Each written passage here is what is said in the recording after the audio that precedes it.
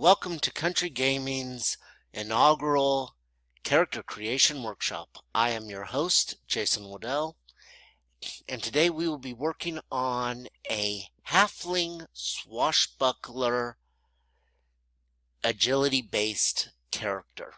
Okay, that sounded confusing even to myself, and I know what I'm talking about. So what am I talking about? I am talking about making a character for the Pathfinder RPG that will be based on the dexterity attribute. He's going to be a halfling and a swashbuckler. Now, long-term character growth, I'm thinking it will wind up being a multi-class character, 5 levels of swashbuckler, then 15 levels of fighter. This will get you, let's see here, 7, 8 feats from fighter, plus another 4 you'll see in from the Swashbuckler class. Now, to start off, I'm going to go into Hero Labs, created by Lone Wolf Development. Wonderful program if you don't have it. Can be a little pricey though, because data packs, well, add up. Screen comes up, select a game. Now the game I'm going to is Pathfinder RPG, which is already available. And I'm loading my data files for the game system. Loading my interface, blah, blah, blah, blah, blah, blah. Okay. So, the character's name is going to be Lionel the Lion-Hearted. This is a character I've had in the back of my head for years, not kidding you. And we will be doing him as a high fantasy character.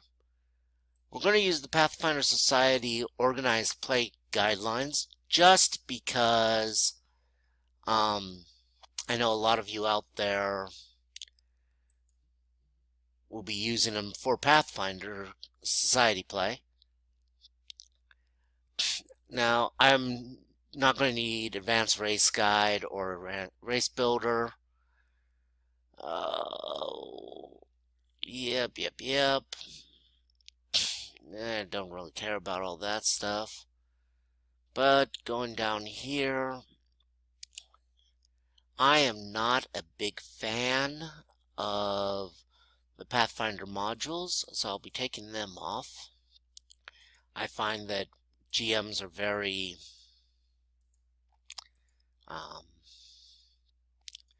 mixed on them, so for ease of everyone's play. Same with adventure paths. These are so campaign specific, I just don't feel that they're good to have. As a general rule, if you're playing in a specific adventure path, definitely select it. But this character is going to be a generic fit into anything. Having said that, we're good to go. Okay. Now, I don't actually have an organized play number, so I'm just going to go over here and put that in, just so that it doesn't give me a red message. I just don't like red messages. And we go to here. Okay, so first off the background. We know we're going to be making a halfling. There they are. And for alignment, we will be going with chaotic good. Why? Just seems to fit the whole crazy, helpful guy who just wants to go out and bash some heads for the cause of good. And with that as kind of the background idea of the personality, the core deity of choice is none other than Caden Kalen, god of parties. Oh, my mistake. God of ale, bravery, freedom, and wine. Yeah, god of parties, okay? For those who don't know any of his background, this guy wound up making himself into a god and has since spent the time drinking and having a good time fighting. Okay. So now let's take a quick look at some alternate racial traits. We might swing back here afterwards. Oh, let's see here. Low blow. Okay, Halfling with a racial trait gains a +1 bonus on critical confirmation rolls against larger targets than themselves. That sounds really good for him.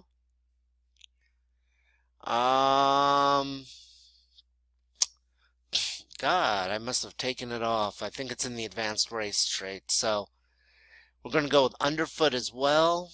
Let's go back in and reconfigure the hero a little to involve advanced race guide. Okay. Oh, shiftless, swift as shadows. I don't even see what I'm looking for. Fleet of foot. There it is. Okay. This lets this poor little halfling keep up with his faster colleagues. So, there we go. Now we still have fearless, which is good. Keen senses, we don't have anymore. What are we giving up to get keen senses? I think that's sure-footed. Okay, so low blow is a racial trait gain of +1 on critical confirmation rolls. Let's get rid of that one, actually. I would much rather have the keen senses +2 perception than that, just because, well, I'm planning on hitting his wisdom a little, and we kind of need the extra perception. No selective faction. Yeah, these are nice little things to add, but I don't think we're going to be using them. So do we have a none option to just take the red off? Nope, unfortunately we don't. Okay, so classes, level up. We're making a Swashbuckler. Now, as I've been thinking about what to make for this character, I have debated and debated and debated and debated. Okay, that's a little weird. I just noticed something a little odd. It's saying that my next level is in 3 XP to go, which I know is incorrect, but we'll figure out what's going on there later. Now, abilities. We see that things have gotten modified already. But let's bring this dex up to 18. We need a strong dex. Part of me would even like to go 20, but with the whole point buy system, you can see right down here. Speed spent 10 of 20. But if I go up to 20, I've spent 17. That's a huge investment. The 19 is only 3 points though, so we might come back and do that. Average strength for a halfling starting at a 10 goes down to 8. Don't really want to go much low. Sorry about my dogs. They seem to want to bark all of a sudden. But moving on, we've got to get some con going on here. I mean, he's a little guy, but he needs some hit points. Right now I'm going to put him at 14. That's kind of middle of the road, I think, for a frontline fighter that he'll be. Charisma. Charisma's a very important stat for swashbucklers, though honestly, the main thing it's going to be doing for us is adding to his panache. In play, I plan on keeping him so that he always has 1 panache in the reserve. Now, the swashbuckler class has this wonderful feature called panache. What it does is it gives them some extra little abilities. Some of them you spend points for, some you just have to have 1 point in reserve. So right now we are going to keep it at that. It's a little low considering he's a halfling who's getting a +2 to it already, but I think that he'll do just fine with 2.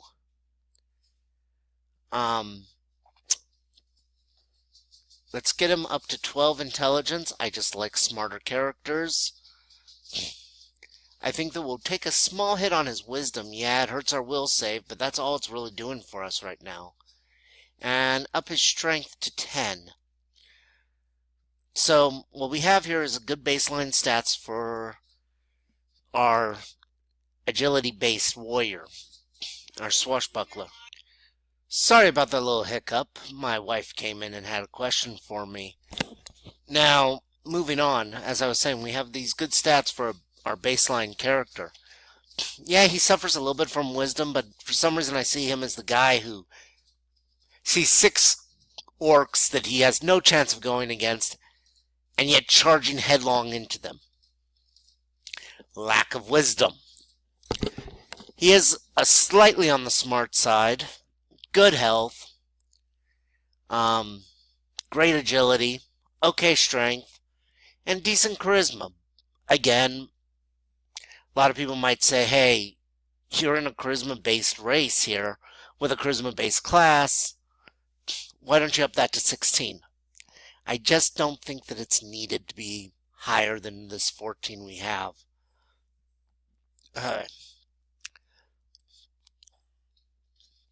Now we have one starting language over here.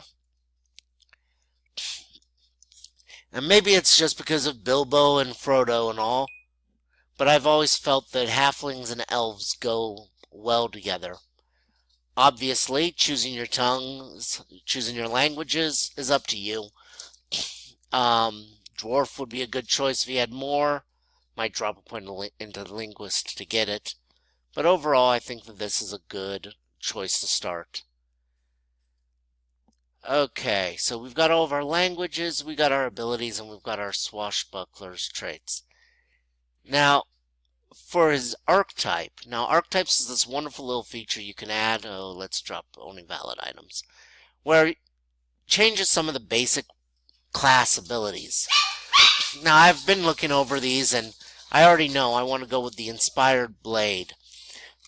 Long and short of it is that an Inspired Blade concentrates on the rapier as a weapon. Originally, I wanted to try to make him a katana wielder. I kind of got the feeling, though, that was a little too late 80s, early 90s. The katana is a better weapon overall, but only slightly to the rapier. Rapier was definitely my second choice for this. And this Inspired Blade archetype is going to give us the weapon focus feat for free. It does reduce the weapon finesse feat that we had to being just rapier concentrated, but that's okay, as he's going to be a rapier-based character. Kind of sucks in the sense that you can't really do the 2-weapon fighting type tactics with a dagger in one hand, but overall I think that this is the way to go with the character.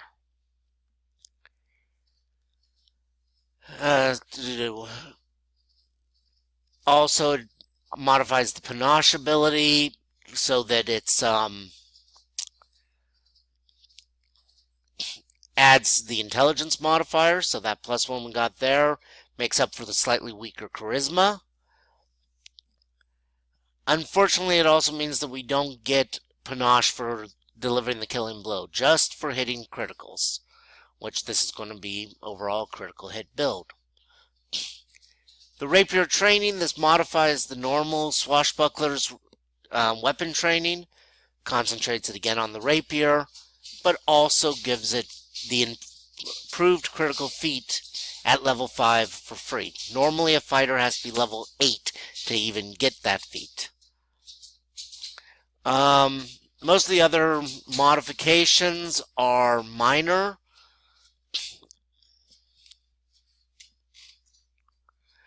She's got, at 11, he'll get Inspired Strike instead of Bleeding Wound. Bleeding Wound causes the character to take the bleeding condition, while this will make it so that we'll gain a insight bonus based on their intelligence, and when it is augmented by this, you can spend an additional crit point to make the hit a critical threat, so you don't even have to hit your critical threat range, which should not be a big problem, but we'll work on it. And then, honestly, the Rapier Mastery is just a more limited version of the Weapon Mastery all swashbucklers get. again, like I said, this archetype concentrates on the rapier as. Okay, I had to take a short break. The free software I'm using has a 15-minute limit, but we are back online. Now we're working on Lionel the Lionhearted. We've already taken care of his class, which we chose the Swashbuckler inspired blade. And going to background, it wants us to select a faction. Let's go to only valid. I'm going to leave this blank. Honestly, I just don't know enough about them to choose one. But let's look at their goals, see if one just stands out.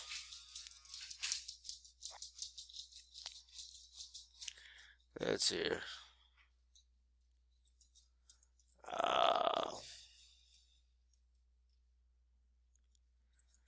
Yeah.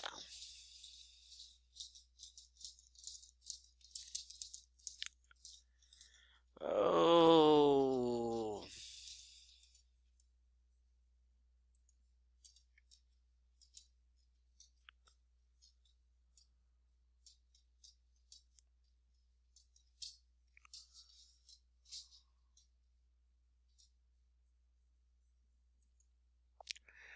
Alright. If someone wants to come in and tell me, which of these, the Bruised Edge faction attacks the fighting freedom fighters and among the oppressed.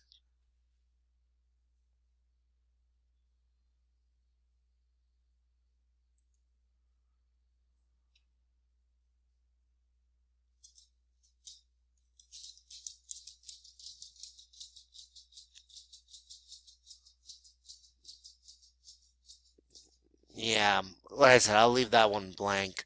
That's something I don't use. Like I said earlier, we don't really do Pathfinder Society.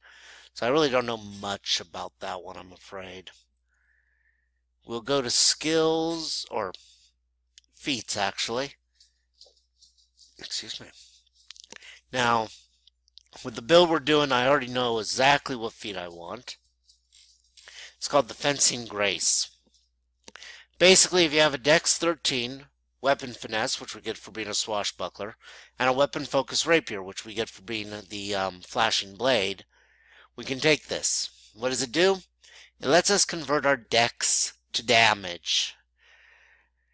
This makes up for our very low strength overall. Okay, so there we go. Now, new traits. It might seem a little bit, well, cheesy as hell, but let's see here. Let's get rid of everything we can't take. We've got Freedom Fighter, which is nice, well informed. That's nice. But I think what we're going to take is Adopted. Remember me taking that Elven language? This is actually going to tie in fairly well. We're going to add Adopted, and then the racial trait, Warrior of Old. This is going to give us +2 initiative. We're also going to go up here. Remember that we're making a character whose criticals are important to him. And let's do a quick search for critical. See what comes up. We get 3: Antagonist, Dirty Fighter, and Killer. Killer gives us more damage.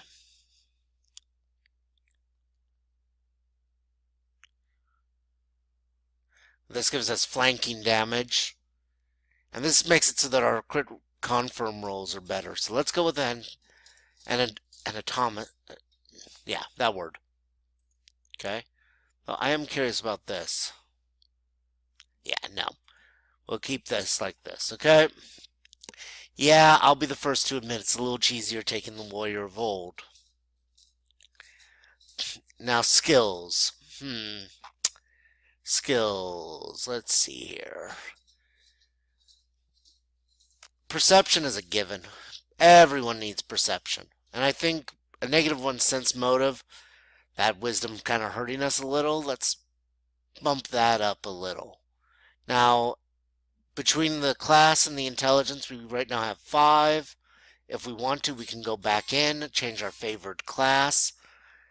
Not that I'm overly superstitious, but we do have 13 hit points right now, which I might try to avoid. Let's see here. Probably not the greatest skill, but I always like sleight of hand. In our games, we tend to use it if we're trying to conceal something or trying to, draw a weapon without being seen, that sort of thing. And with his extremely high dex, it's a good place to put it. Now, I'm also considering taking acrobatics. Useful for a fast fighter, or swashbuckler in this case. Oh, and there's just something funny to me about giving him some intimidation. I am only 3 feet tall, but you will feel my wrath. Okay. Now let's go into weapons. Okay, guess what weapon we're choosing, guys? If you said rapier, you are correct. Now we only have 150. I would love to start off with more, and I could have taken a trait that would have started me off with a lot more money, but I think that we are going to be better off taking... Oh yeah, I forgot to do that. Okay, 1 second. Gotta go back here, accept the default. Go to weapons. There it is. And we can go down here. Let's just click on this. Light melee rapier. Okay, add. Okay, so now we have our rapier. Let's go and select it here. You'll notice that +7 to his melee, +4 damage. Not bad for a starting character. Unfortunately, because he's a halfling, instead of the normal die 6, it's a die 4. What you gonna do, We're getting a lot of benefits from that halfling, including +2 dex, +2 charisma, +1 to hit, +1 armor class. Those only work against medium or above. But other than goblins, how many things are you fighting that aren't medium or above? Okay. Now let's go into armor. I have thought long and hard about the armor, and honestly, I've chosen to go with the chain shirt. Why the chain shirt? Yeah, it's kind of heavy, low strength character, not the greatest combo. It's a little pricey. Again, not great combo. But it is giving us the maximum armor we can use and still giving us our max dex bonus. We have a -2 to the armor check penalty. That kind of hurts a little. But the closest we could go underneath is the studded leather. Honestly, I thought about it, the studded leather. We do have the +5 dex bonus there instead, but we're giving up 1 point of dex bonus that we don't actually have the dex for right now for 1 point of armor and the armor check. It's slightly lighter, heck of a lot cheaper. But we will go with the chain shirt for right now. Okay, now going over here at his strength, he's able to carry 2475. He's at 14-ish pounds. Let's go to gear. Now, these kits that Ultimate Equipment added are nice. In my group, the halfling is always stuck being the kitchen guru. It's just the way it is. And I know there is a cooking kit.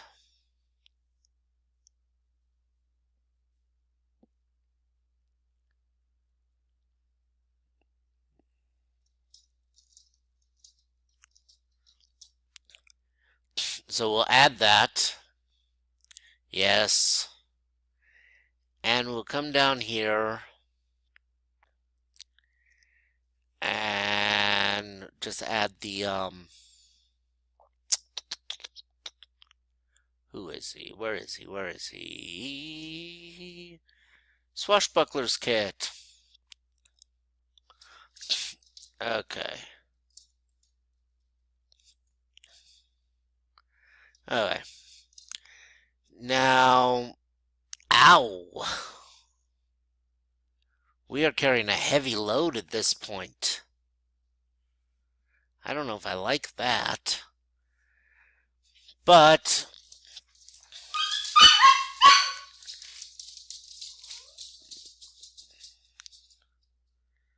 let's see here.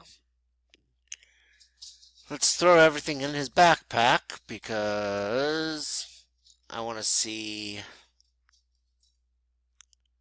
how much it all weighs, and you'll notice the backpack's weight goes up as we do this. 1.25. We'll keep the belt pouch where it is. Backpack. Backpack. Now in play, I'll be honest, I tend to be very specific about where I put my gear. I normally have a couple belt pouches that I list exactly what's in them and all this. But for right now, we're just going to stick everything in the backpack. Lone Wolf, if you're listening to me, I would really like it if you came up with a system to just put everything in at one time. Individually clicking items takes forever.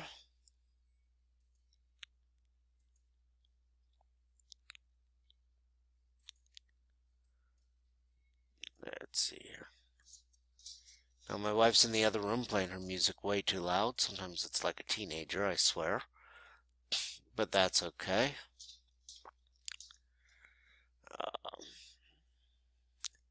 Now I just used those kits, so it does make it go a lot faster to buy some of the standard gear. If there's anything specific you want, you still need to go and track it down. Okay. So now if we hover over here, it'll tell me if I missed anything. Right now he's carrying his chain shirt, his backpack, his belt pouch, and his rapier, which is about what we want him to be carrying, honestly. First action in combat, it's going to be drop the bag to the ground.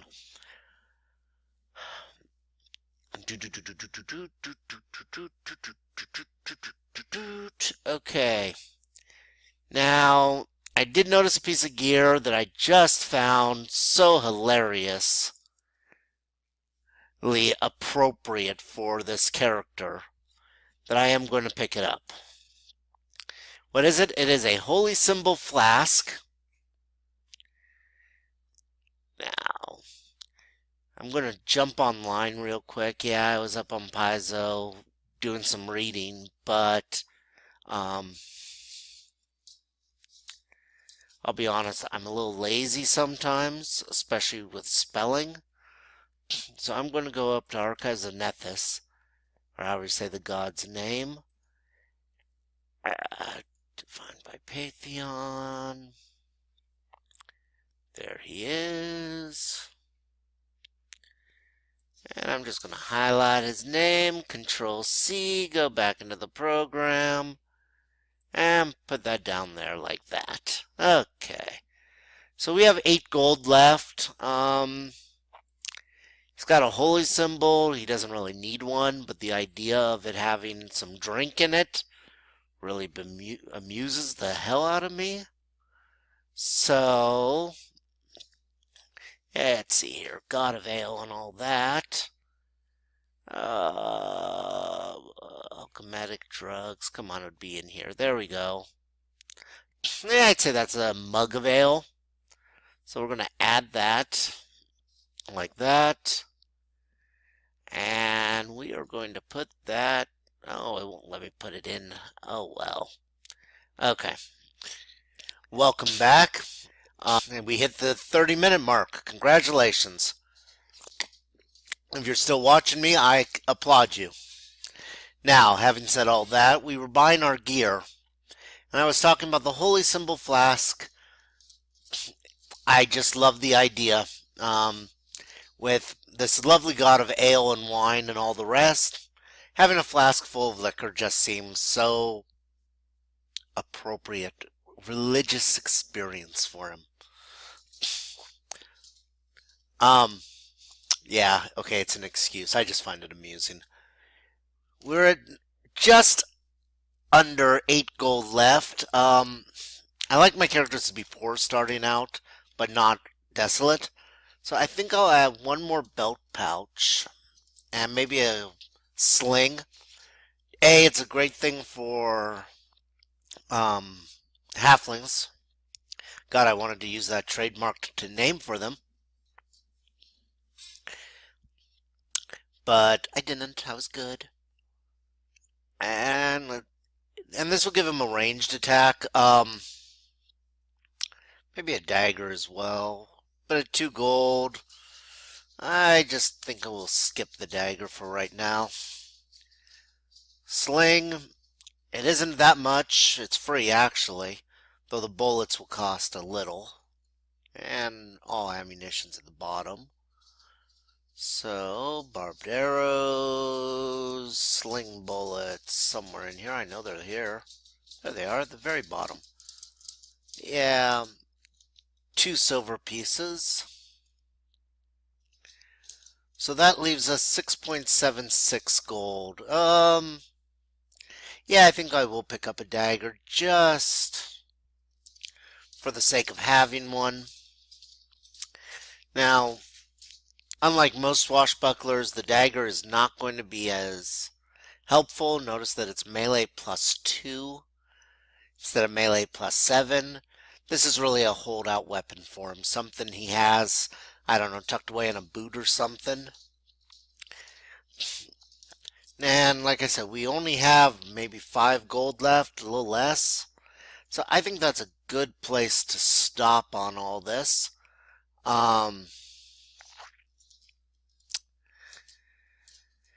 it won't let me transfer that one. That's a little annoying. But let's go ahead and it's a little weird, but I normally put the sling in the belt pouches. Okay. With the bullets. And we'll go over to his gear and his money, which is right here, approximately 5 gold. We'll put into his empty belt pouch. So we have one belt pouch with his meager money, and one belt pouch with his sling and the bullets for it. Anything we are missing? Oh, he needs a whetstone. WHETS. There it is. 2 coppers. Doesn't cost much at all. Okay. Throw that in his backpack. And I think we are ready to go. Okay. I did, during the break, take a quick look at the factions, and I think Silver Crusade would be the best for him.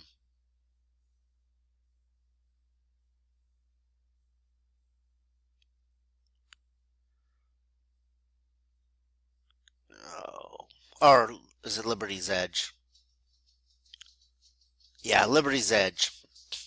Especially with the whole halfling slave thing in Pathfinder.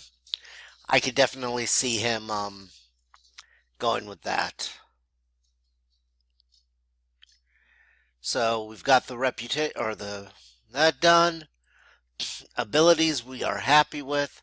Swashbuckler, skills, feats, weapons, armor. We don't have the gold for it. We might have to make the room. Yeah, a buckler would be 5 gold and would add to our armor. So I think I'm going to go back into his gear. And most of his gear we bought in kits. I'm not comfortable taking those out. I did delete a pot earlier. But I didn't take the 8 silver pieces for it. I need to double check the Ultimate Equipment Guide and see if how they built those. So for right now, I think we will delete his this one here. He gets the whole gold piece back. And we go into armor. Ooh, let's put his armor on him though. Okay. How much does that buckler weigh?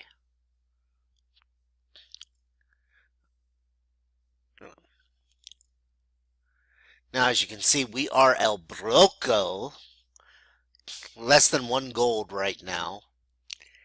Not where I really like to start characters off. It's a little broke.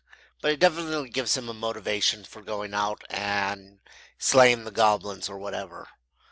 The only problem is when he gets to town, he might be sleeping in a hayloft somewhere. Which again, I don't see being too out of character for him. So we got the gear we want, we got the armor, we got the weapons. There was something else. What was the other thing we needed to do, guys?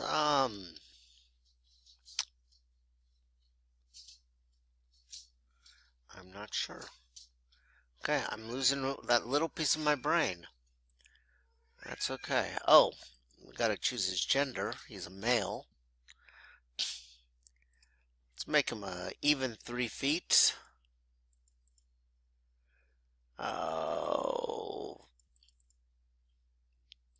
37 pounds. Reminds me of one of my coworkers. She's about 4 feet tall. Okay, let's just go through everything. Oh, I remember what it was. Now, as I am planning on making this character go 5 levels and then 15 levels, I am actually going to change his preferred class to fighter. Yeah, he loses the +1 hit point, which kind of sucks for him until he gets up to level 5 or to level 5 and then switches over to fighter. He'll appreciate it in the long run. In the short run, lack of a hit point, lack of a skill point, that's going to hurt a little, but not too much. So in the end, here is the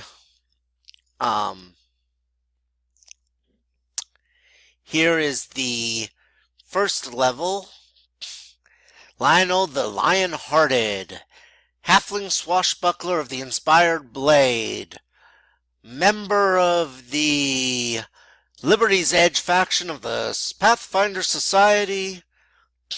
He is fearless, he has keen senses, and he seems to be always underfoot. I hope you've enjoyed this video, and more will be coming. Thank you, and have a good day, guys.